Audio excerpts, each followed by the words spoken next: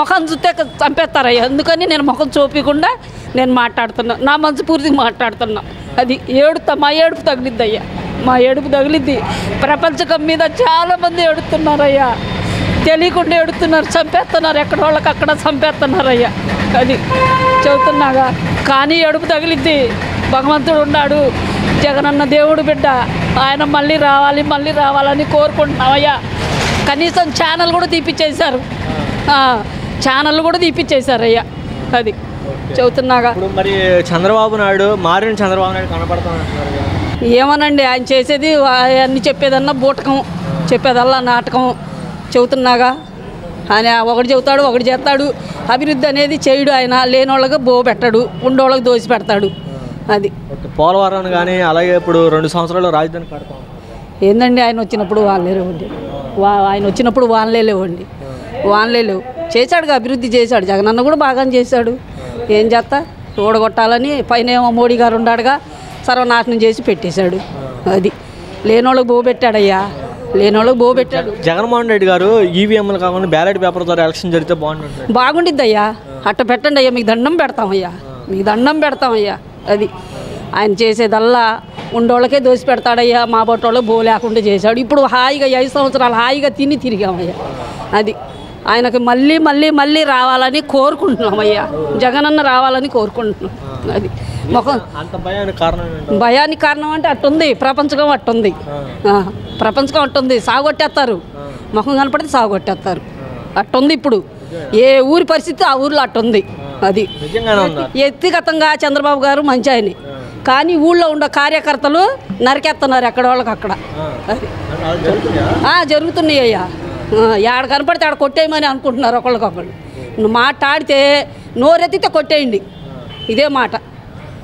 సచ్చి సాగకుండా బతికుండామయ్యా. అది చెబుతున్నా. అమ్మా, ఇక్కడ తెనాలి అన్నాపత్యం సుకుమార్ ఓడిపోవడం కారణం అంటారు? అంత ఖర్చేం లేదు జగనన్న మీద ఎవరికి. అంత మంచిగా చేశాడు. ఆ గొడవ వలన జరిగింది. అది అంటే నేనే గెలుస్తా అని చెప్పుకున్నారు కదా, నేను ఎలా స్థలాలు ఇచ్చాను, సంక్షేమ పథకాలు ఇంటి కాదంట్లా అన్నయ్య గెలుస్తా అన్నారు. కానీ ఇంకోటి కూడా ఎవరు మోడీ వీళ్ళు కిరికిరి చేశారు. అది గతంలో కూడా మరి జగన్మోహన్ రెడ్డి 150 సీట్లు వచ్చినప్పుడు మరి అప్పుడా మన చాలా కావాలని చేశారు. అబ్బాయి మన కావాలనే చేశారు. జనం మాత్రం ఏంటి పట్టేశారు, కానీ వీళ్ళ మధ్యలో కావాలని చేశారు. అది గెలిచేవాడే, కానీ వీళ్ళ కావాలని కుట్రా చేశారు. మరి వైసీపీ గుంటూరులో ఒక సీటు కూడా ప్రజల్లో వ్యతిరేకత లేదు ఏం లేదు. ఈసారి మళ్ళీ గెలుస్తాడు. ఇప్పుడు కావాలని చేశారయ్యా. అంతే వాళ్ళ ముగ్గురే, కానీ ఓట్లు మొత్తం అడే పడిపోయినాయి. జగన్కైనా పడ్డాయి, వాళ్ళ ముగ్గురు వేసిన కిరికిది. అది చంద్రబాబు నాయుడు ఎక్కువ హామీలు ఇచ్చారు, దానివల్ల అటు తిరిగారు. ఎవరో అబ్బాయి ఎన్ని సామెతలు తిన్నావా, కమ్మ తమ్మ నమ్మకూడదు అన్నట్టు ఇక్కడ సామెతలు చెప్పినట్టు నమ్మకూడదు. అది నమ్మకూడదు. మరి ఇల్లు ఇచ్చాను, ఇళ్ల స్థలాలు ఇచ్చాను, ఇంటి వద్దగా పరిపాలన సాగించాను, నేనే గెలుస్తాను అని చెప్పారు కదా. మరి అన్నాడు, మరి గెలవలే, ఓడిపోయాడుగా. అన్నీ ఇచ్చాడుగా, ఓడిపోయాడు. మనం ఏం చేస్తాం దానికి? అది జగన్ గారు ఈవీఎంలు కాకుండా బ్యాలెట్ పేపర్ ద్వారా ఎలక్షన్ జరగాలంటున్నారు. దీని మీద ఏం చెప్తాం బాబు, అంతా మోసపోయాడుగా జనం దెబ్బకి. ఇంకేమి దవ్వుతాడు చెప్పు? అన్నీ ఇచ్చాడు పాపం, మరి ఇదైపోయాడు. దానికి మనం ఏం చెబుతాం నాన్న? అదమ్మా, అది ప్రజలు వ్యతిరేకత. ప్రజలు ఏం చెబుతాము? ప్రజల్లో మనం ఏం చెబుతాం బాబు? మనుషులో మార్పు మనకేం తెలిసింది? చంద్రబాబు నాయుడు గారు జగన్ మీద ఎక్కువ పథకాలు ఇస్తానంటున్నాడుగా, మరి ఇంక ఇయ్యలేదుగా. ఇస్తే తెలుస్తే ఏం పథకాలు ఇచ్చాడు, ఇంకేం అమల్లోకి రాలేదుగా, ఏం ఇయ్యలేదుగా మనకి. ఉచితంగా ఆర్టీసీ ప్రయాణం అంటున్నాడు. ఏం మరి ఇంక రాలేదు, బస్సులు రాలేదుగా. బస్సులు వస్తే ఎక్కితే తెలిసిద్ది, బస్సులు రాలేదుగా బాబు. అది నాయన 2 సంవత్సరాల్లో అమరావతి పూర్తి చేస్తా ఉంటున్నాడు. ఏం చేస్తానంటున్నాడుగా, చేస్తే మంచిదేగయ్యా. ఇక్కడ ఈ దేశం పిల్లలు పరాయి దేశాలకు వెళ్ళకుండా ఏడే ఉంటారుగా, ఆడవాళ్ళు మగవాళ్ళు పుణ్యం కట్టుకొని. అది ఇంకంతకన్నా మనం ఏం చెప్పగలుగుతాం నాన్న?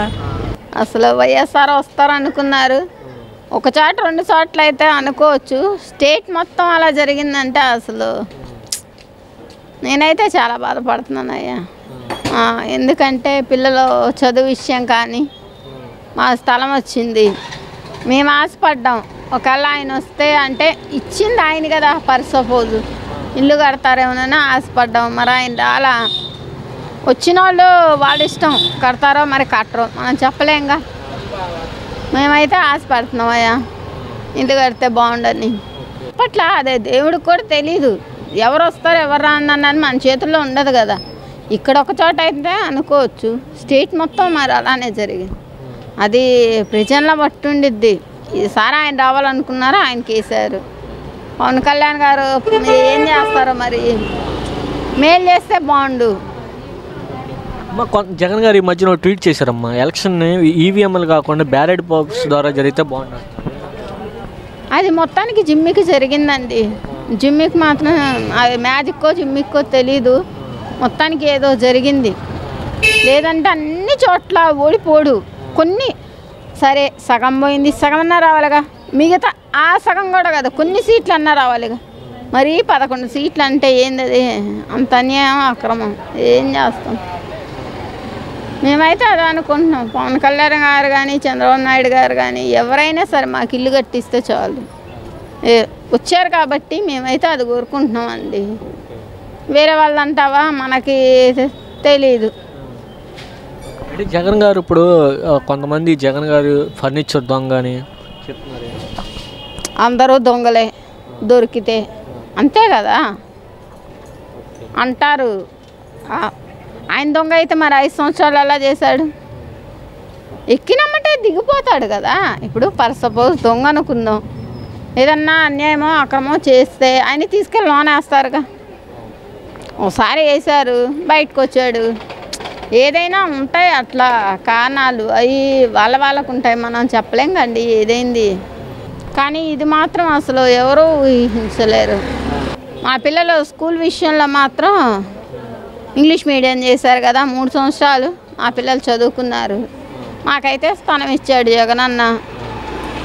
చంద్రబాబు నాయుడు ఎంతమంది పిల్లలు ఉంటే అంతమందికి అలాగే కొన్ని హామీలు ఇచ్చారు కదా, జగన్ మీద ఎక్కువ హామీలు చేస్తారో చేయరు, చేసిన దాకా నమ్మకం లేదు కదా.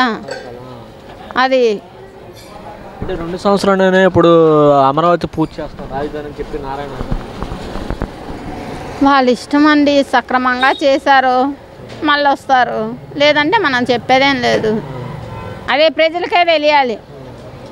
వాళ్ళు కావాలి అని పాలిటిక్స్ వాళ్ళు చేశారు కదా, వేశారు అందరూ చంద్రబాబు నాయుడికి. అది వాళ్ళకే మంచి చేసినా వాళ్ళకే, చెడు చేసినా వాళ్ళకే తెలిసిద్ది. మనం ఇది చెడు ఇది మంచి అని మనం చెప్పలేం కదా నాన్న.